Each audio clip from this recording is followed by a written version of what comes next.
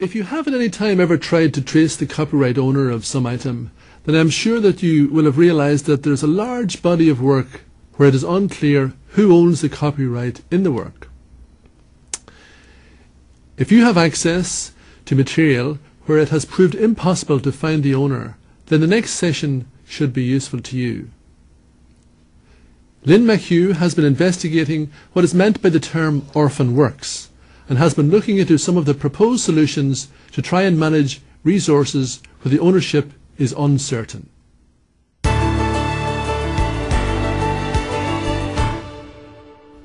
What are orphan works? Orphan works are works believed to still be in copyright, but whose rights holder cannot be traced or is unknown.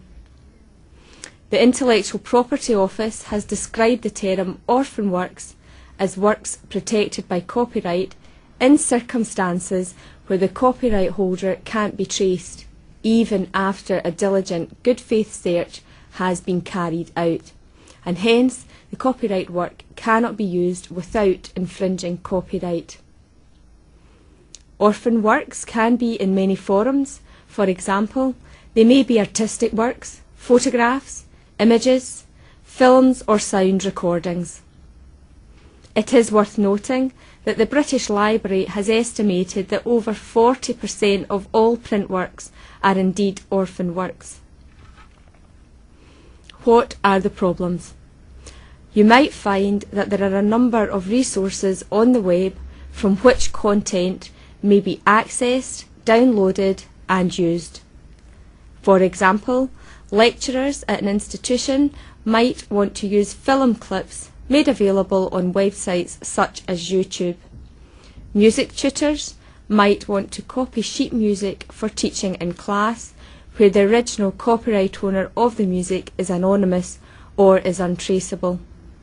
But you need to keep in mind that websites like YouTube host a wide variety of material. They may include copyright cleared content, copyright infringing content, videos where copyright has lapsed, and also orphan works. Using an orphan film clip from YouTube could run risks with copyright infringement. It is possible that a copyright owner may come forward at a later date to prevent further use of their work. The copyright owner may ask to take down the content.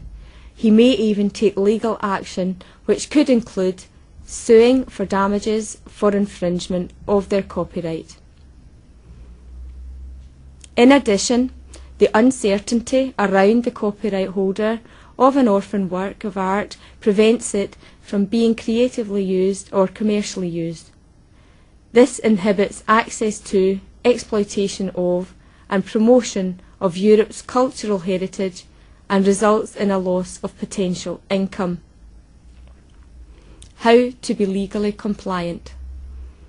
If you want to use content from the web and you still are confused as to the origin of the content, there are a few things that you can do. First of all, you should exercise due diligence when using content. This includes carrying out or performing a diligent search for the copyright owner and making serious efforts to locate and contact the copyright owner. You should avail of all avenues of inquiry and keep a record of all the searches made in order to demonstrate the efforts taken to find the copyright owner. Secondly, whenever using content from the web, always check the terms and conditions of use accompanying the content and also the website. If you have used content and the copyright owner reappears in due course, he has the right to adequate remuneration for unauthorised use of the works. This may be done by negotiating with the rights holder, taking into account the legitimate interests of the rights holder in good faith. If you need to use a copyright work and either don't know or can't find the owner, you may have to take legal advice.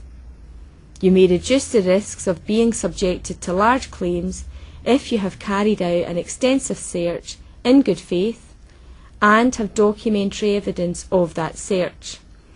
but you could still be subject to legal action if the copyright owner comes forward.